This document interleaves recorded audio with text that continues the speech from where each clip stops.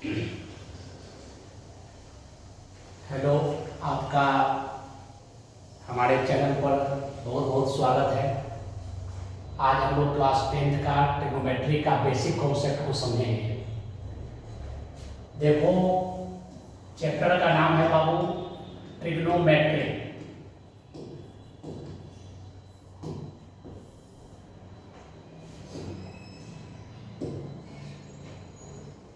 Trigonometry में हम लोग समझेंगे कि ट्रिग्नोमेट्री जो होता है बाबू, इसमें ट्राई जोड़ गोनो प्लस मेट्री, ये सारा चीज का कॉन्सेप्ट है। ट्राई का मतलब होता है 3, गोनो का मतलब होता है साइड, और मेट्री का मतलब होता है मेजरमेंट। तो इस तरीका से हमारा पूरा कॉन्सेप्ट बनता है, जिसको हम लोग कहते हैं ट्रिग्नोमेट्री। और याद रखना है कि ट्रिग्नोमेट्री जो होता है, ट्रिग्नोमेट्री में सारा कॉन्सेप्ट जो पढ़ेंगे हम लोग ट्रायंगल के बारे में पढ़ेंगे। और ट्रायंगल भी कैसा, तो याद रखना है कि राइट ट्रायंगल के बारे में हम लोग पढ़ेंगे। यानी कहने का मतलब ये हुआ कि ट्रिग्नोमेट्री जो होता है वह पूरी तरह से राइट ट्रायंगल का ही एक कॉन्सेप्ट है। राइट ट्रायंगल का मतलब होता है बाबू जो 90 डिग्री का एक एंगल मेजर करता है। यहाँ पर हम लोग अनेकों प्रकार के छोटे छोटे बातों को देखेंगे। जैसे मान के चलो कि ये आपका एक ट्रायंगल हो गया। ट्रायंगल में यहाँ पर एक 90 डिग्री है, यहाँ हमने ए माना, यहाँ बी और यहाँ पर सी। अब बात यहाँ पर यह है कि जो सबसे लॉन्गेस्ट साइड होता है, लॉन्गेस्ट साइड को हम लोग कहते हैं बाबू हाइपोटेनस, जिसको इंडिकेट में एच लिखा जाता है। और जो आपका वर्टिकल लाइन ये वाला, इस लाइन को हम लोग कहते हैं परपेंडिकुलर। क्या कहा जाता है? परपेंडिकुलर। इसको पी से इंडिकेट करते हैं। और नीचे जो हॉरिजॉन्टल लाइन है, उस हॉरिजॉन्टल लाइन को बेस कहेंगे, और जिसको बी से हम लोग क्या करते हैं? इंडिकेट करते हैं।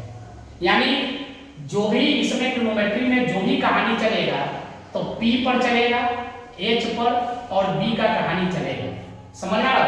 तो ये सारी बातों को हम लोग ध्यान से देखेंगे कि आखिर क्या क्या चीज का कॉन्सेप्ट होता है। सबसे पहली बात, जो भी ट्रिग्नोमेट्री पढ़ेंगे उसमें एक आएगा साइन। ठीक है, यहाँ पर थीटा भी हो सकता है, ए भी हो सकता है, सी भी हो सकता है। समझ आ रहा? अभी हम लोग यहाँ की बात कर रहे हैं, यहाँ वाले को हम थीटा मानकर चल रहे हैं। ठीक है, तो ये थीटा हो गया। तो इसके अकॉर्डिंग अगर हम साइन थीटा का फॉर्मूला की बात करें तो P बाई एच होगा।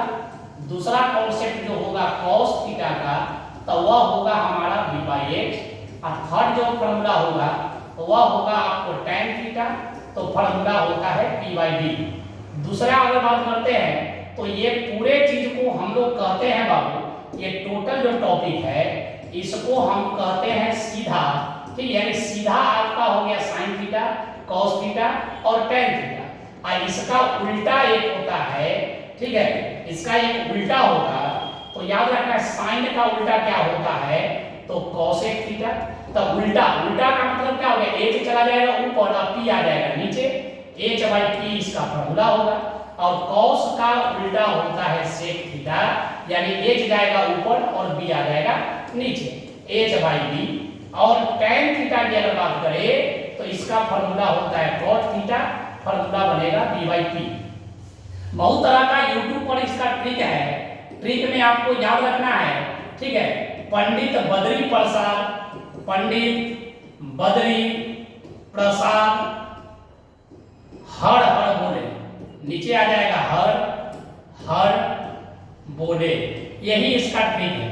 यानी यहाँ का अगर देखा जाए तो ये जो आप देख रहे हो P बाई एच, यानी P बाई एच जो फॉर्मूला बना वो हो जाएगा साइन थीटा का। और यहाँ से B और H की बात करें तो ये हो जाएगा cos थीटा का फॉर्मूला B बाई एच। और यहाँ से देखा जाए तो यहाँ से बनेगा P बाई B, यानी tan थीटा का फॉर्मूला बनेगा P बाई B। समझ आ रहा? तो ये तीन फार्मूला जो है पंडित बद्री प्रसाद हर हर बोलने से तुमको आ जाएगा। तो साइन थीटा का फार्मूला p/h, cos थीटा का फार्मूला b/h और tan थीटा का फार्मूला p/b।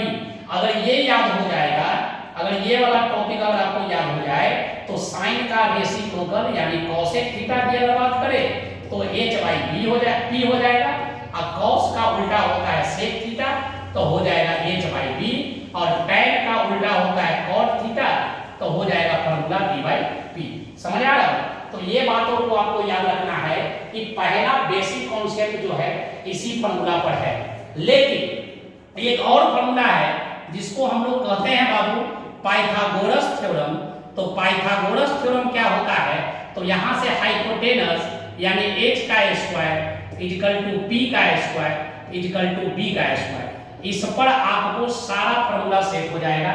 कोई अलग अलग फार्मूला लिखने की जरूरत नहीं है। h स्क्वायर मतलब हाइपोटेनस, और p का मतलब हो गया परपेंडिकुलर, और b का मतलब हो गया बेस। समझ आ रहा? याद रखना ट्रिग्नोमेट्री में p का भी जरूरत है, b का भी जरूरत है और h का भी जरूरत है। तो हर हाल में p चाहिए, b चाहिए और h चाहिए। अगर p, b और h में से अगर किसी भी का भी नंबर का वैल्यू अगर नहीं रहेगा तो अगर p निकालना है तो यही फार्मूला यूज करेंगे, b भी निकालना है तो यही वाला फार्मूला यूज करेंगे, और h भी निकालना है तो पाइथागोरस का ही थ्योरम आप लगाइएगा और उसके बाद आपको तीनों का तीनों फार्मूला का वैल्यू आ जाएगा। समझ आ रहा है?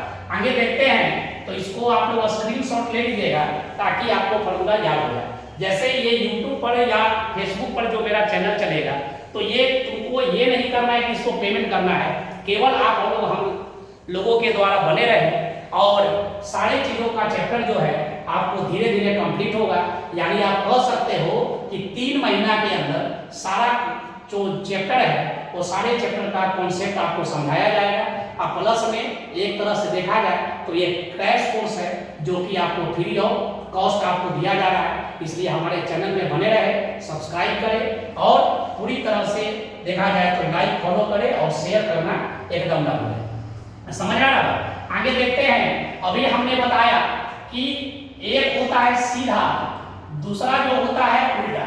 तो याद रखना है अगर सीधा और उल्टा में कभी भी मल्टीप्लाई किया जाए तो हमेशा हमारा कितना आएगा?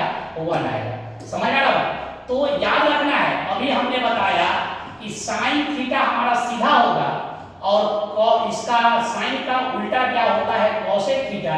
तो ये दोनों का फार्मूला कितना हो जाएगा? 1। याद रखना है कि sine theta into cosec theta equal to क्या होगा? 1। इसी की जैसा और फार्मूला मैंने बताया, cos थीटा हो गया सीधा और इसका उल्टा होता है सेक थीटा, इसका वैल्यू कितना आएगा? 1। तो ये भी आपको याद रखना है। यानी ये वाला देखा जाए तो सीधा है और ये वाला उल्टा है, तो सीधा और उल्टा में मल्टीप्लाई किया जाए तो हमेशा कितना आएगा? 1।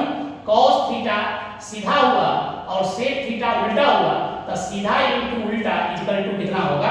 1। ये बातों को आपको याद रखना है। ठीक है, आगे बढ़ते हैं। एक और फार्मूला मैंने बताया, tan थीटा हो गया सीधा और उसका उल्टा होगा cot थीटा, तो इसका भी फार्मूला कितना होगा?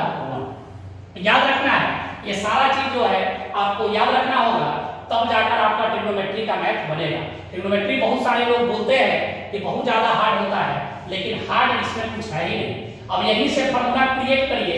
अगर हम यहाँ साइन थीटा का फार्मूला बोले तो 1 के लिए 1 और कोसेक थीटा यहाँ इनटू में है तो ये आ जाएगा आपको डिवाइड।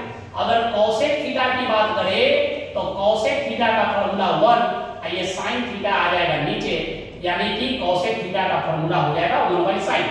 अगर आप एक फार्मूला याद रखते हो, ऐसे तो इसको मेन तुम्हारा ट्रिक यही है कि अगर हम सीधा और उल्टा को मल्टीप्लाई करेंगे तो हमेशा आएगा 1। तो सीधा इंटू उल्टा sin theta into cosec theta equal to 1, cos theta into sec theta equal to 1, tan theta into cot theta equal to 1। इससे बनेगा 2 फार्मूला। अगर यहाँ देखते हैं cos थीटा का फार्मूला तो 1 कितना हो जाएगा बाबू? sec theta. अगर हम sec थीटा का फार्मूला पूछे तो 1 हो जाएगा cos थीटा। कुछ नहीं करना है, tan थीटा का अगर फार्मूला बोला जाए तो tan थीटा इक्वल टू 1 ये cot थीटा आ जाएगा नीचे।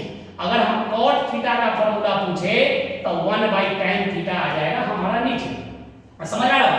यानी कह सकते हो कि मात्र एक ट्रिक सीधा इनटू उल्टा से आपको टोटल फॉर्मूला बन गया 9 फॉर्मूला, जो कि आपको याद करने में काफी ज्यादा सहूलियत होगा।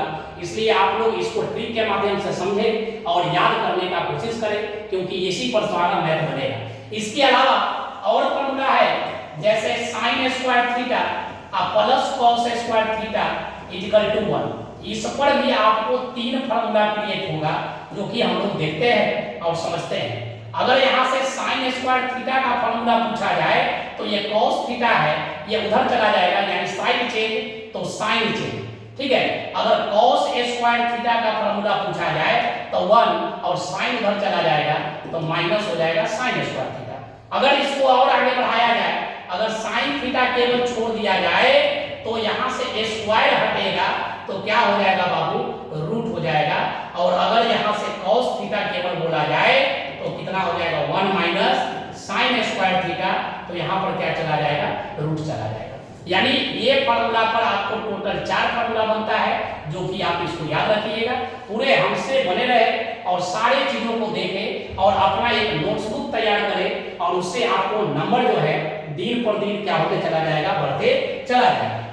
इसके अलावा एक और फॉर्मूला है sec square theta minus tan square theta equal to होता है बाबू 1। इस पर भी हम लोग 2-3 फॉर्मूला को क्रिएट करेंगे और बढ़िया से समझने का कोशिश करते हैं। अगर sec स्क्वायर थीटा कोई पूछता है तो 1 ये उधर चला जाएगा तो प्लस हो जाएगा बाबू tan स्क्वायर थीटा, ठीक है। अगर हम यहाँ से tan स्क्वायर थीटा का फॉर्मूला पूछना चाहे तो याद रखना है, ये वाला उधर चला गया और ये वाला इधर आ जाएगा, तो हो जाएगा sec स्क्वायर थीटा माइनस 1। यहाँ से भी रूट स्क्वायर को हटाया जा सकता है, उससे भी फॉर्मूला बनेगा।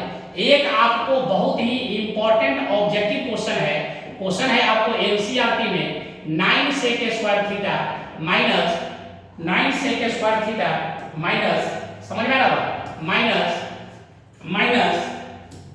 9 sec square theta minus 9 tan square theta का वैल्यू क्या होगा। कुछ नहीं करना है, सिंपल सा बात को समझिए, आपको सारा समझ में आ जाएगा। यहाँ से 9 को हमने कॉमन लिया, दोनों पार्ट में 9 है, तो 9 पे मैंने कॉमन लिया तो बच गया बाबू sec स्क्वायर थीटा, और यहाँ कितना बच जाएगा, tan स्क्वायर थीटा, ठीक है। 9 के लिए 9 और sec square theta minus tan square theta, sec square theta minus tan square theta का फॉर्मूला कितना होता है, 1।